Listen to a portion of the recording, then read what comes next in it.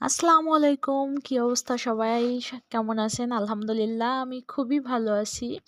আজ সকাল, সকাল ঘুম ভাঙলো তাই চিন্তা করলাম আজ কোথাও একটা যাবো। সারারাত মন খারাপ ছিল। সূর্যটা দেখে মনটা খুব ভালো হয়ে গেল।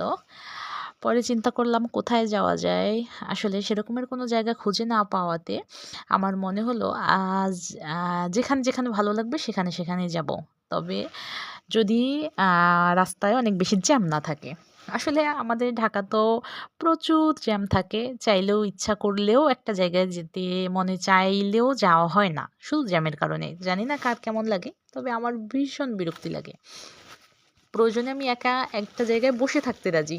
বাট জ্যামের কথা মনে পড়লে খুব প্রিয় জায়গাগুলোতেও আসলে যাওয়া হয়ে ওঠে না। কার কেমন লাগে জানি না।